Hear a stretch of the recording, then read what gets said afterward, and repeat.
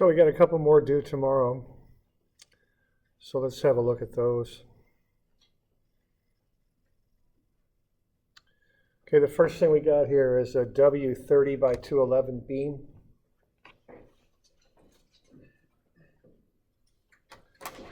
So what I'm looking for on that would be first what the W30 and 211 stand for, and then to find I bar X and I bar Y for the beam. Okay? So those are the first things I'd like you to do. Okay, so just write down what W stands for, what 30 stands for, and what 211 stands for. All right. And I was mentioning that second number refers to the nominal depth, and here's a good example of it. You got 30 there, but notice the depth isn't exactly 30. It's a bit off. So a W30 isn't exactly 30 inches deep. It's around 30 inches deep is what it is. Okay. So just be aware of that. That's a nominal depth.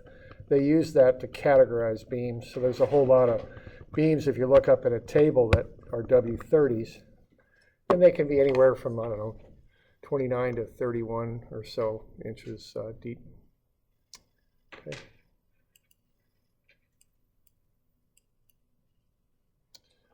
All right, now what you want to do here to find these centroids, first thing you want to do is find the centroids, okay? Then once you've got them, then you want to start to calculate. Now, one thing I seem to remember from years past is when people approach this problem, they go through a whole long series of centroid calculations. And that's pretty much a waste of time because it's a symmetrical beam. So the centroid's in the middle, okay? So just divide the depth by 2, and then you'll know where the centroid's at, okay? So, that's the deal with that. It's just halfway up. So what we've got here is we've got this centroidal axis. And the beam is going to bend about this centroidal axis. So we've got actually two axes, I guess, the X and then the Y, okay? And remember that the moment of inertia is named after the axis it's calculated about, all right? So keep that in mind. So if we're going to find the moment of inertia of that beam about, let's say, the X axis, there's a series of steps to go through. Okay, so that x-axis is called the neutral axis. And then what you'd want to do would be to find the area of the different pieces there. So the base times the height, because they're essentially rectangles. So that first one, it's 1.315 by 1.5, or excuse me, that should be 15.105. I got the decimal in the wrong spot. It's right here.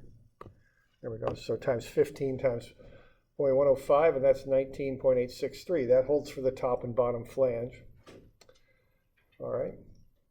Now the web, and remember the flanges run left, run kind of, are on the extreme edges of the beam. The web runs between the flanges. Now the next thing here is you don't need to find the area of the web because the centroid of the web is on the neutral axis. So what that means is you're not going to do the transfer axis theorem, okay? So you got to find the centroidal distances there, the areas and centroidal distances for things so you can do the AD squared, find the transfer axis part of the moment of inertia formula. But the web is centered right on the neutral axis, so you don't need to do the transfer axis theorem. So there's no need to find the area of the web. Okay? There's no use for it in this application. Okay, all right. So what we do there, we find the area of the flanges, and then also you want to find the distance from the flanges to the centroid. Find the distance from the neutral axis to the centroid of the flanges.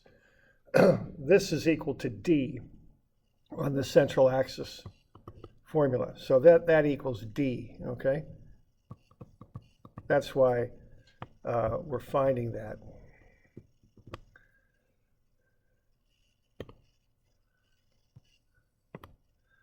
Wow. Let's try that again. There we go. Okay. So what I'm doing there, I'm just taking half of the 28.31 and then half of the depth of the flange, the 1.315, adding them together, and I get 14.8125. Okay. So I got the area of the flanges and the distance from the centroid to that, from the neutral axis, I'm sorry, to the centroid of the area. So we good with that? Okay. So once we've got that, then we just want to run the formula, and I just like doing tables and stuff. So what I would do there, I would go BH cubed over 12. Now the base is parallel to the axis about what you're calculating, so the base will be x, and then the h will be the perpendicular to the axis. So for the flanges, both flanges, it's 15.105 times 1.315 cubed over 12. It's 2.86, not very much for those flanges.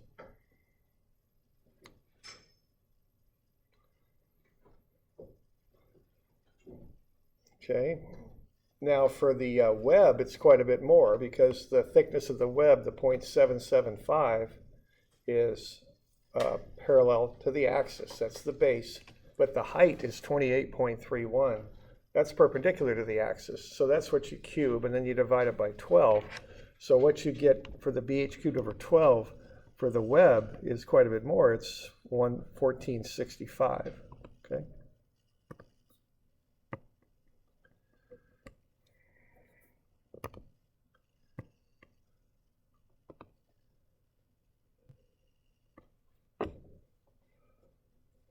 Okay.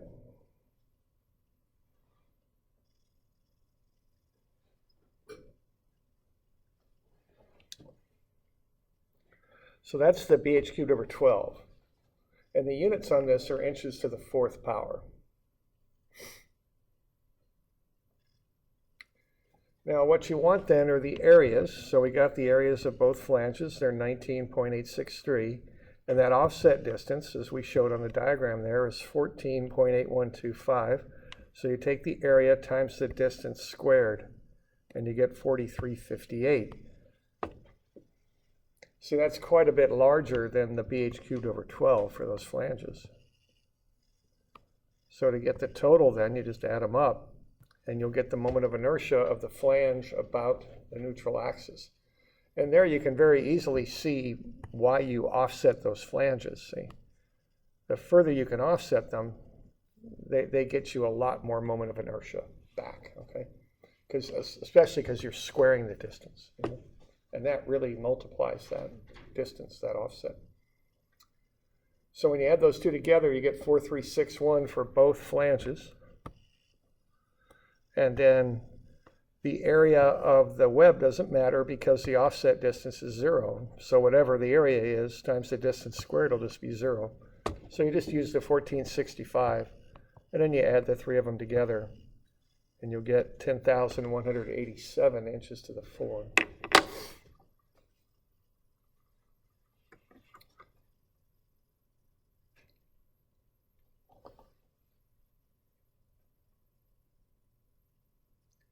Okay. So that's the first one. And that's the basic drill for doing this. You should get this figured out, okay? Find the BH cubed over 12, and then add the AD squared term to it. Remember, you have to identify the axis about which you're going to take moment of inertia.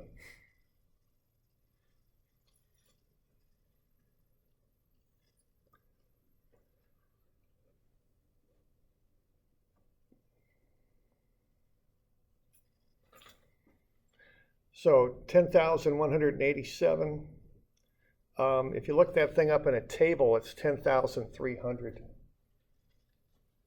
Any idea why there might be a difference?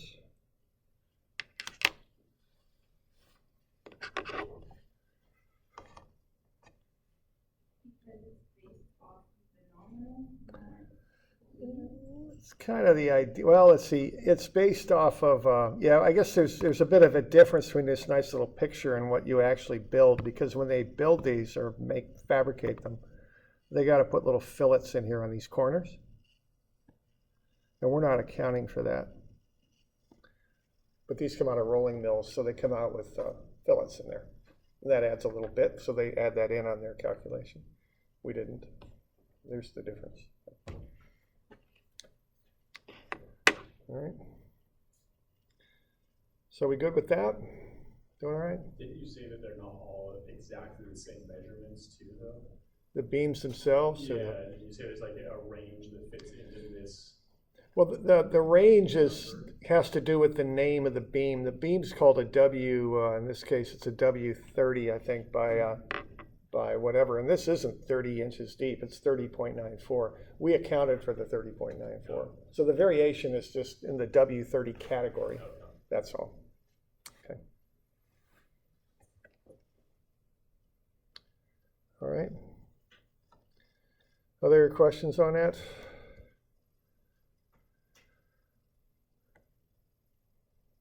Okay.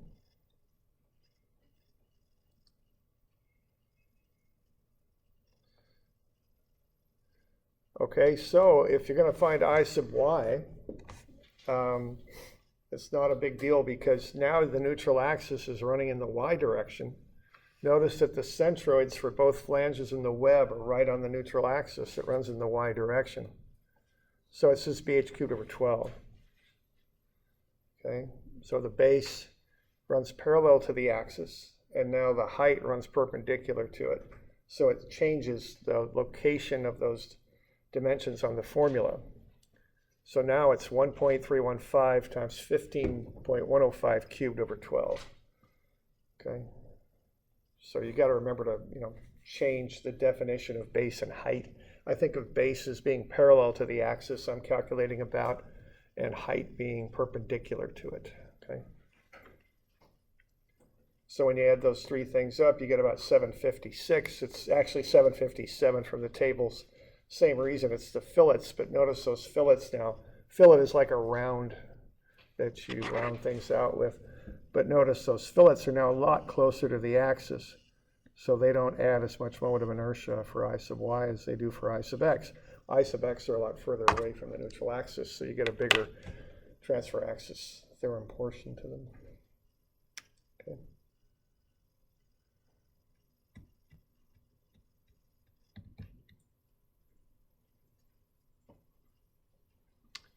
All right, so now all you're doing, you're just adding up bh cubed over 12s because there isn't any transfer axis thing you need to do because those offset distances for all three shapes is 0.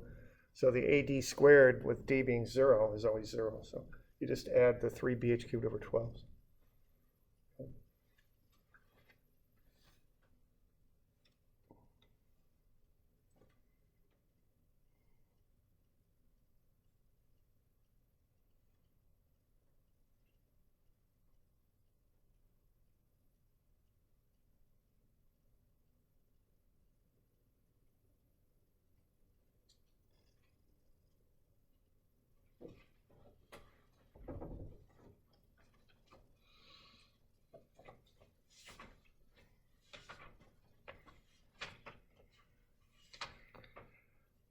So we're good with that?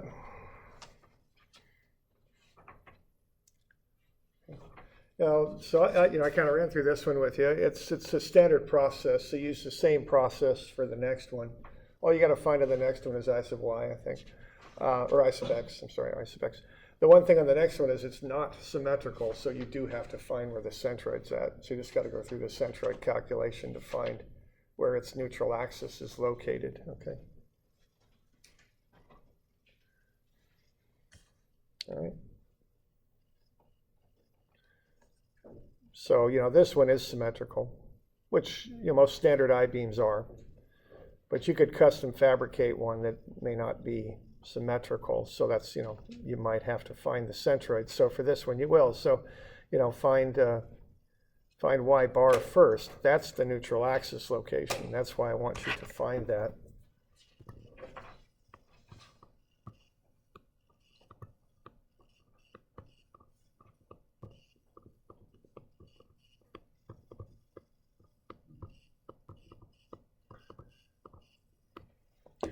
And then once you've found that, that bigger flange will pull it up a little bit, won't it? So up there, or maybe a bit higher. It's just darn eraser to work, but it's not. Let's see, here we go. There we go. So right there, or so, and then once you found that, find the neutral axis, or the moment of inertia about that axis. Okay, and what is, I've got a Y bar, I got the answer for you. What is it? 8.2829, whatever, I had 8.286. So there's the axis you're going to calculate about, okay? Right.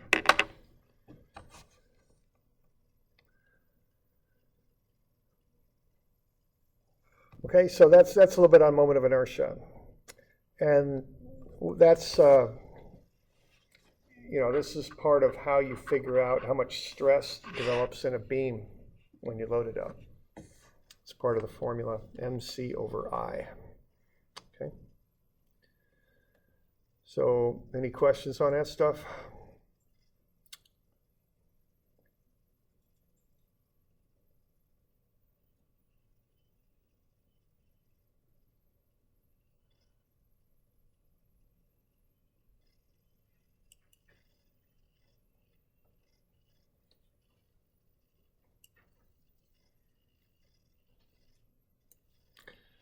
All right, we good?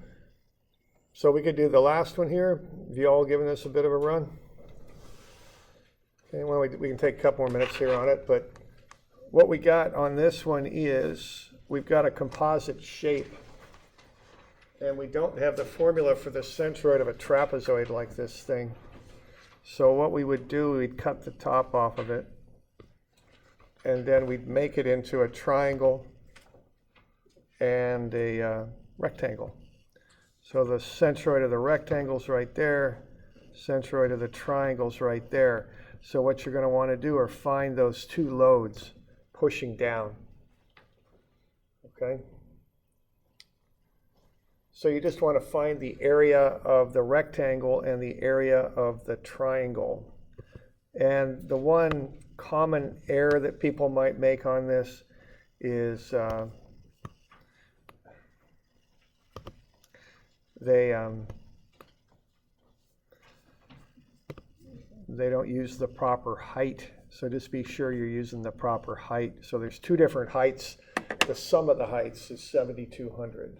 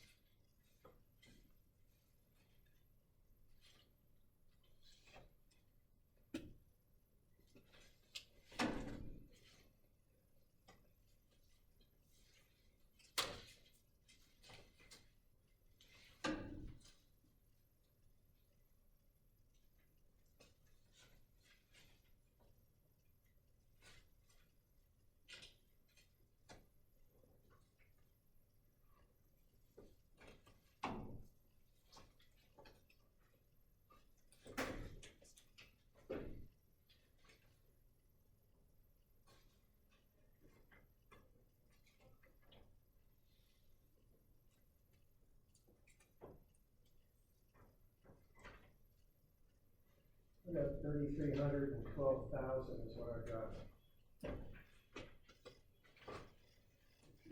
That's what I got. So 3,300, yeah, 12,000.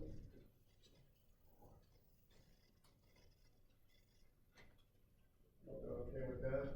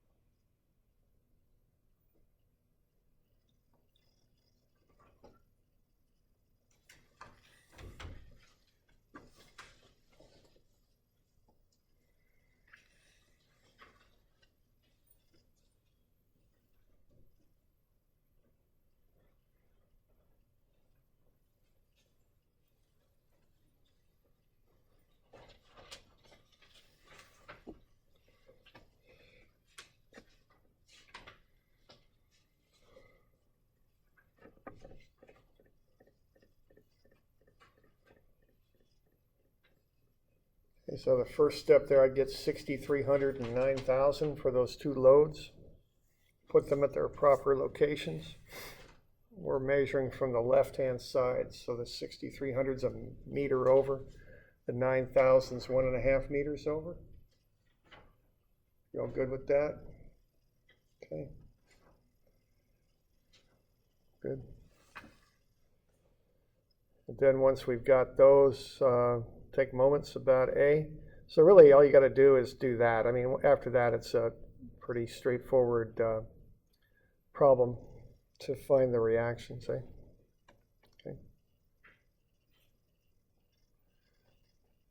So sum of moments about A will be clockwise, so those are negative, right, when you do moments. So negative 6,300 times a meter minus 9,000 times 1.5 meters plus 6 RC. So RC is 3,300. And then I always like doing the easier equation next. So the sum of Fy, RA up minus 6,300 minus 9,000 plus 3,300, so that's 12,000.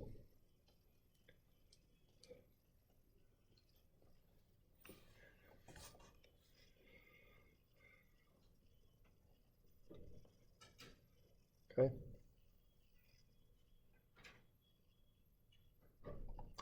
All right, so that's the reactions there, okay? Are we good with that? We got any questions? Because, you know, you'll need to know how to do these, you know, when we do these diagrams. Okay. All right. And those are some of the common things you run into. So, you know, the basic strategy of taking moments first is often a good one. You know, when you got these distributed loads, find the areas. Apply the area, which is the load, at the centroid of the distributed load diagram. Okay.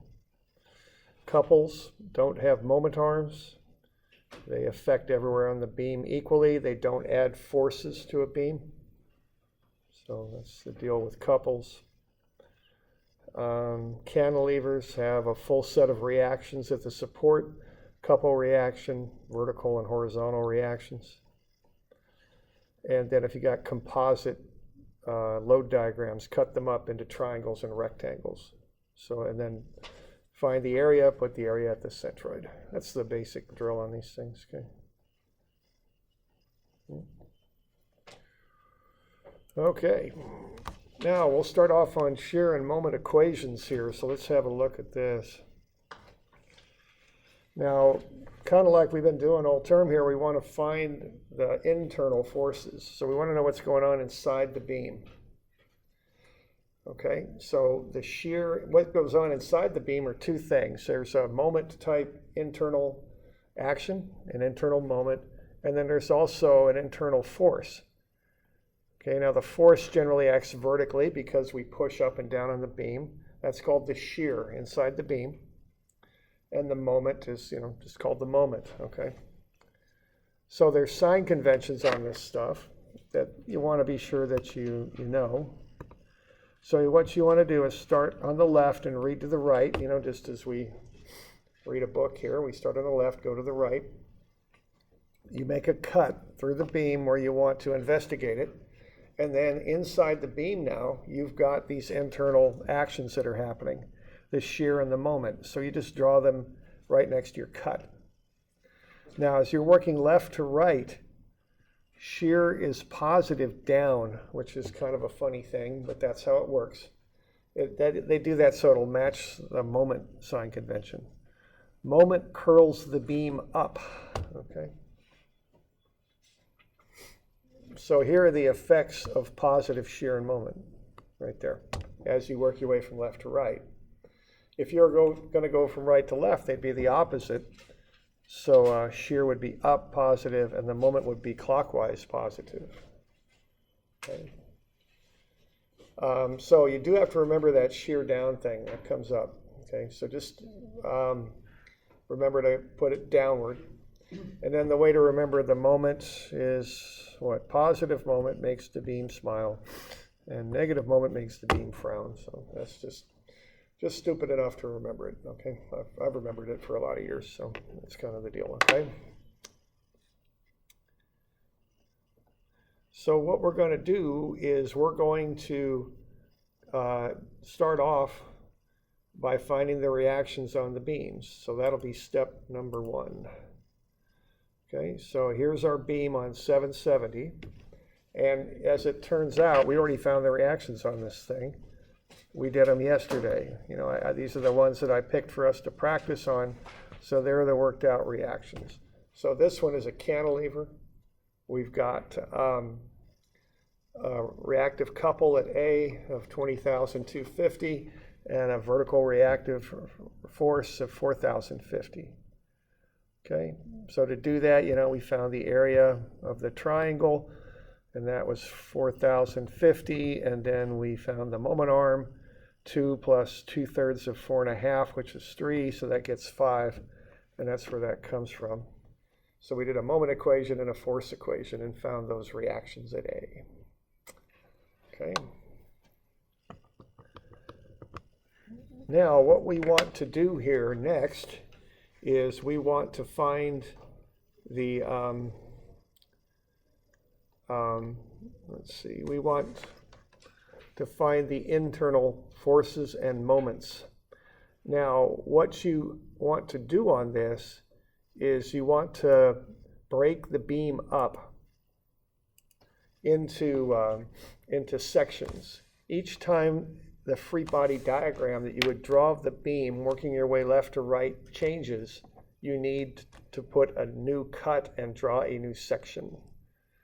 Okay, so what I can see here is from A to B, that's going to be pretty simple. I'm just going to have an unloaded beam with the reactions at A. But once I get past point B, then I'm going to have to account for that triangular load. So I'm going to have to take 2 runs at this, one from A to B and another from B to C. And what I'm going to generate here are shear and moment equations that will hold in those intervals, A to B and B to C. And then I can plug in any value of X on those equations I want to find what the values of shear and moment are. Okay? So that's what I'm going to do. That's the basic idea here.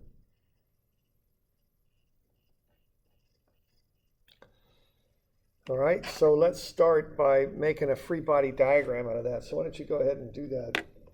And it should go pretty quick. Just throw the stuff on there. Get the reactions at A, which is on the left. And then we're not quite yet to B, okay? So it's anywhere between A and B. So A's over there. And just put the reactions on there. And then put the internal shear and moment over there where it's cut on the right.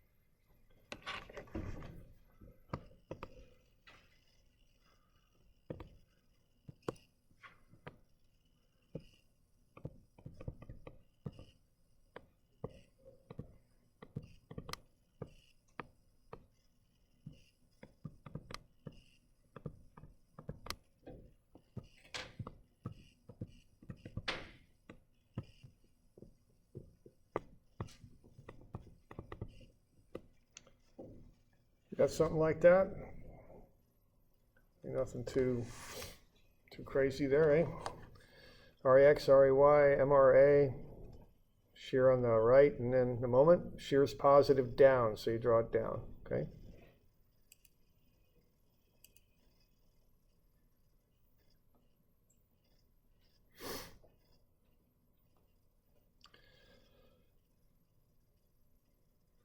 All right, now, of course, I should have put the numbers on there because the reactions on the left are known, so I'll go ahead and do that. So instead of MRA, I really should have put 20,250 instead of RAY, I should have put 4,050 because I know those values. You know, those are knowns because I've done the reactions already.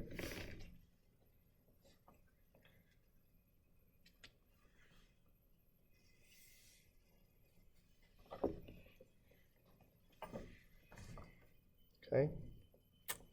And once you've done that, then you just do a sum of Fy.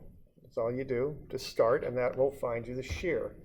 Okay, so I want to get the shear on there. It looks like I haven't done that yet, so let's put that thing on there. So this is the shear anywhere between A and B, because this free body diagram will hold anywhere between A and B. And then I'll do the same thing with the moment. So sum of Fy is 0, 4,050 minus VAB, so VAB is 4,050. And then I'll take moments about where I cut. So typically I take moments about right here where I cut. Now what I've got here is I've got a variable distance from A to wherever I made that cut. Okay, it could be anything from 0 or just slightly more than 0 to 2 meters. So that distance I call out as X. Okay. So that's just some distance, anything between 0 and 2 meters. So when I take moments about the cut, I'll set that equal to 0. I'll get this couple right here, counterclockwise, so it's plus. Then I've got the 4,050 times a moment arm of X from the cut.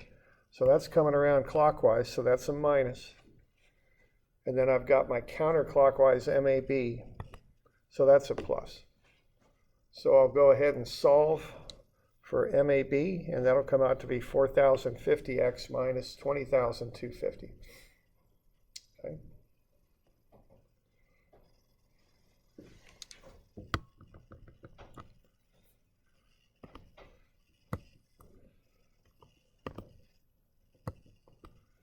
All right. Now, a couple other things that I've noticed about this.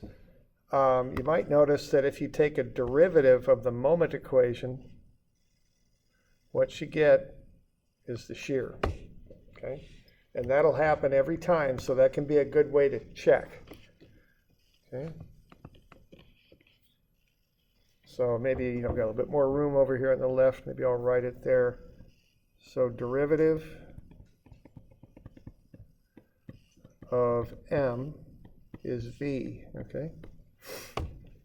Now you can integrate the shear to get to the moment, but there's constants of integration that can make that kind of complicated. So I normally don't bother with that. I just go ahead and do it the statics. I use the statics approach to find the moment, because finding the constants of integration can make it hard to integrate from shear moment. Okay. All right, and then the other thing here, there's kind of funny things that happen with shear sign convention. I drew it in its positive sense, which is down, okay? As you're working left to right, that's positive shear. But when I put it in the sum of Fy equation, now that what I'm doing there, oh, wrong one, I get it. Okay, where am I? Now what I'm doing there is I'm doing a sum of Fy equation. Positive is now up. So that goes into my sum of Fy equation as a negative, okay? Then I solved for it. I got a positive answer. That means it is indeed negative, okay? It's going down. That's the sequence on that, okay? So I draw it on my diagram down. That's positive. That means I put it into my sum of Fy equation as a negative. And then when I solve for it, the sign of my answer tells me whether or not I was correct with my assumption. Okay. Now that can be a lot to kind of remember. So what I do, I just draw it down and then I totally forget about it. And I just figure it out and I don't worry about it. So just draw it down and then do your sum of Fy equation. Don't worry about all the ramifications of the signs. It's really not that big of a deal. Okay.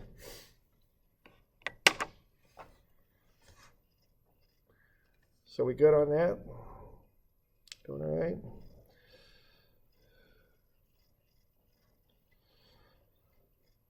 All right, now this second one's going to get a little bit more interesting, okay, because we're going to get into that triangular load. So let's have a look at that. Now, what's the slope of that load? What are we doing here? We're going up 1,800, right? Over a run of 4.5. You all good with that? So what we could do here is take that 1,800 and divide it by the 4.5. That's rise over run. That'll get me a slope of 400 on that. Okay.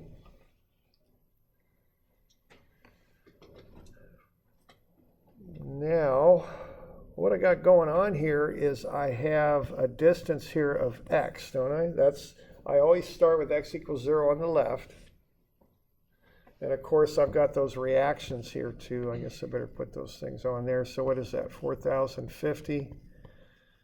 And what was it? 20,250 is what I remember. Is that right? Okay, thanks. Okay. So now what's going on here is I've got a total distance of x.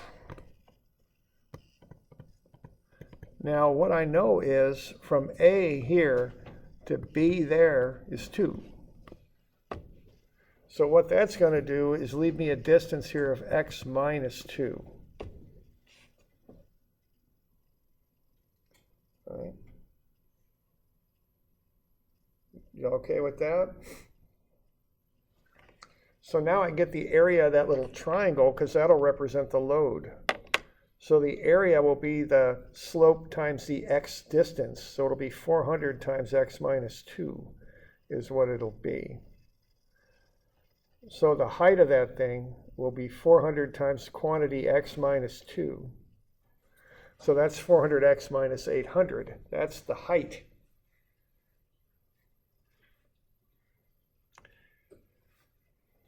Okay, so I've got the height, and then I want the area.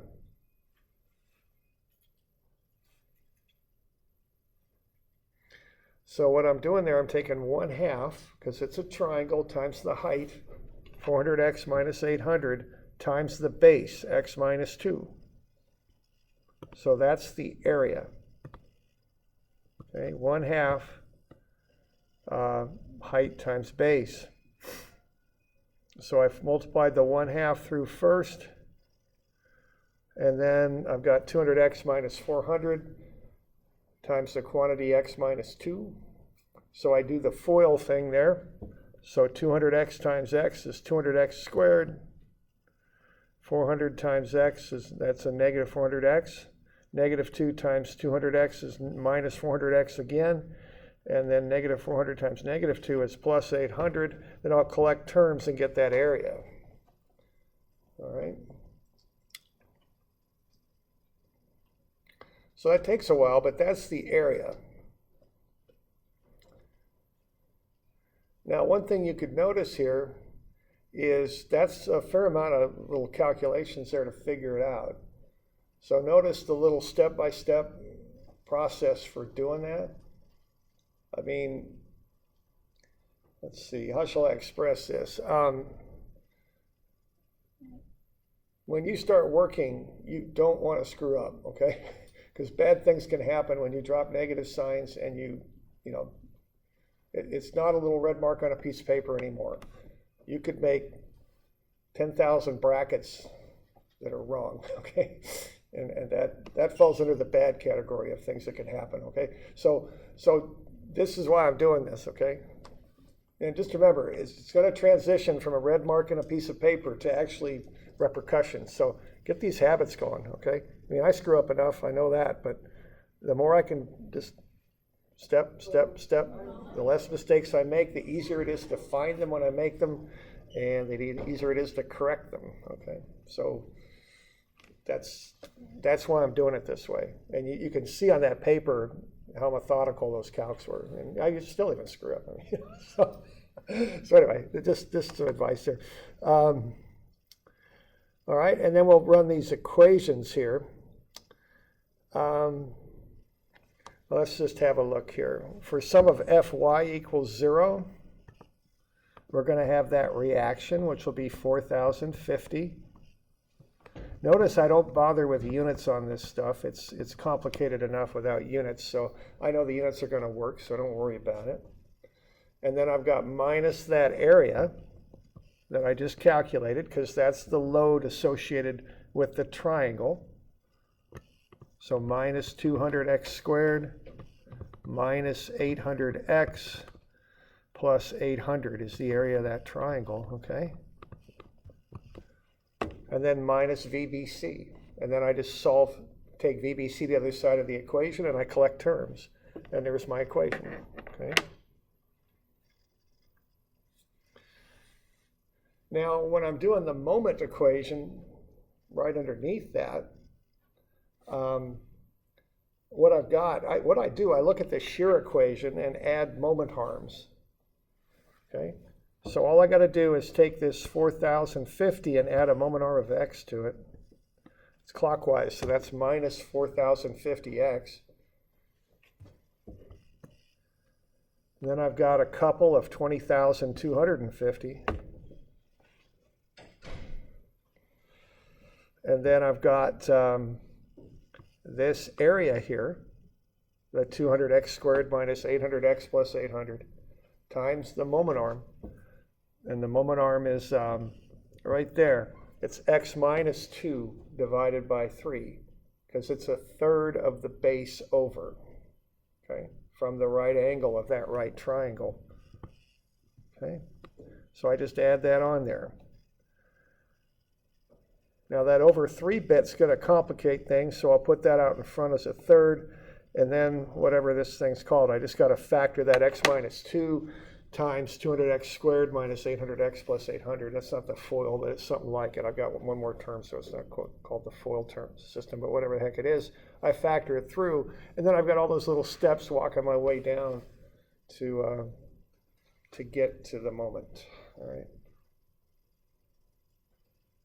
And again, if you take the derivative of that moment, you'll get the shear, and that's a good check on your work.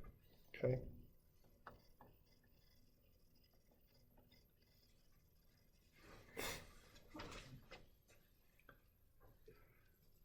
Everybody okay with that? Okay.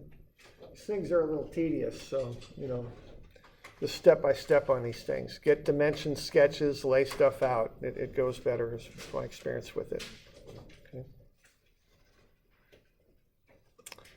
All right, there's no homework. We haven't got far enough yet. But we'll carry on with this stuff tomorrow.